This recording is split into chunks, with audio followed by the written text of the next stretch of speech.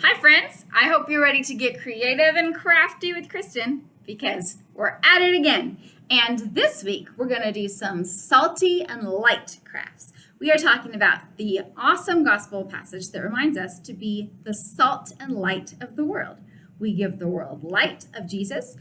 We give the world flavor. We preserve it through Christ.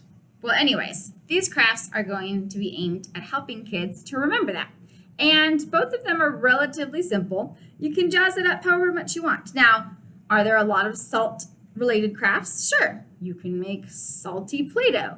You can make a special salt paint, water paint kind of a deal. You can do, there's a lot of variations. There's a lot of options. But we're going to do two main things today for our salt and our light craft. So the first one has to do more with light. But if you want to really jazz it up, you can add some salt to this one as well. So what we're going to do is we're going to make a little stained glass lantern.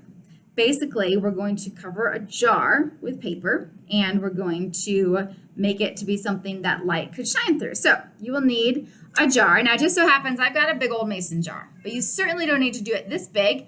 You can do a little jam jar. You can do a baby food jar. You can do it however large or small you want. And then you're going to need some glue, of course, and you're going to need some paper and some scissors. Now, tissue paper kind of tends to work best, but you don't have to use tissue paper. You could use regular construction paper as well. The first step is you're going to cut your tissue / construction paper into squares. Now, again, you could make this really simple and just do big long squares. You could make it elaborate and do shapes and do a whole bunch of different shapes. Or you can just make a bunch of square pieces of tissue paper / regular construction paper. You can do a blend. You can do all tissue. You can do it all the colors of the rainbow. You can do it just a couple colors, however you would like it to be. Now, the next step in this, it does get a little bit sticky.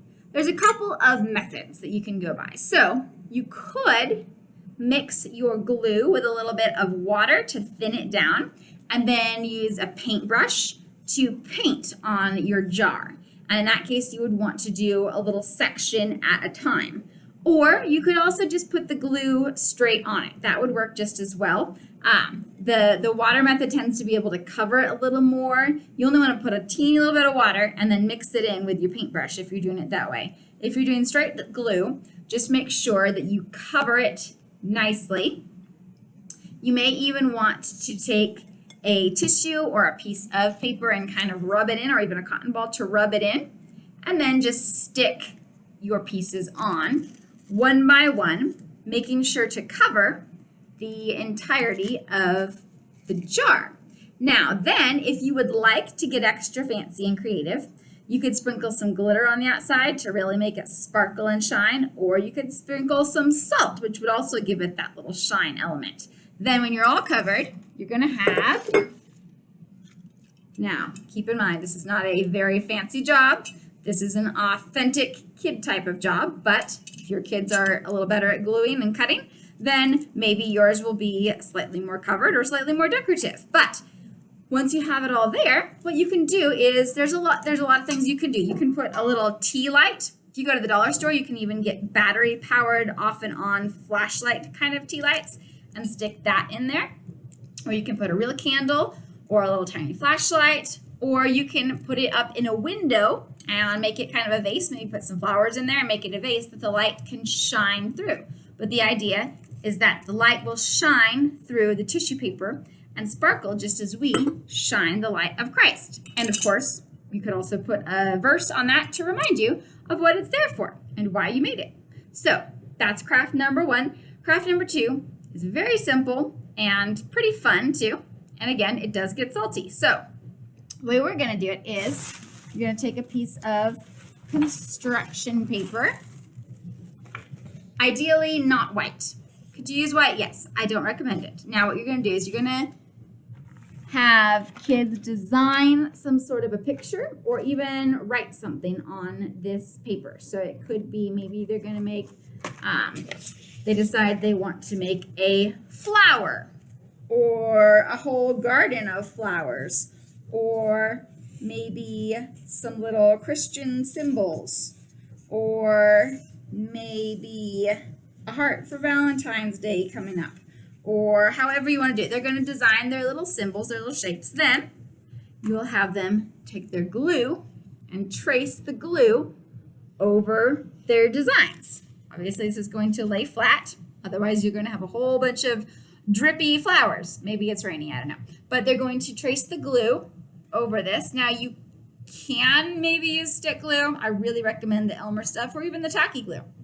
But you're going to trace over that, and then you're going to take your salt. With younger kids, I would recommend putting the salt maybe in a little dish and giving them a spoon. Either way, it's going to get a little messy, but that's okay. And then you're going to carefully have them sprinkle the salt over what they have just glued. And then have a trash can ready, or maybe a bag of popcorn, I don't know. And you're going to sprinkle the excess salt off of the paper into your trash can so that after your lovely design dries, you are left with some salt. Now, this is a little bit tricky to see because this is white. I didn't put a marker underneath it. If you draw first, you'll be able to see it raised up and show up a little bit more. Now, another option, if you have more time, because this will dry in a few minutes. So you could do, this is something you might want to do your art activity first and then do your story, however your Sunday school is structured. That way it will have time to dry before the kids are ready to take it home. But if it's something that maybe you can wait a week or you have more time to let an item dry, then you could even do this with paint. You can have them paint, and then you don't even necessarily need the glue, because if the paint is still wet, the salt will stick to that as well and kind of make a funny texture, kind of an adventure. And that can be a fun way to do it too, that you can do this neat salt, and you can even experiment with salt and sand or salt and sugar and see what the different textures do. And you can talk about salt and what salt does for us, how it preserves things, how it is used to be a very valuable thing, how God gives it to us, and how we are to be the salt of the earth. You could even do this on, sometimes it's fun to make like a globe and do a picture of the earth and have them salt over the earth of it. That's another option that you could do, or have them draw the earth. So lots of different opportunities there to practice what these verses are saying. And then, of course, you'll want to attach the salts of the earth first so parents know why you randomly poured salt all over their drawings with glue. So a fun thing for kids to get salty, to get gluey, to get sticky, to get creative, and just to have fun with it. So enjoy your salt and light. Be the salt and light. Make some crafts, make some disciples. Have a great week, and we'll see you next time.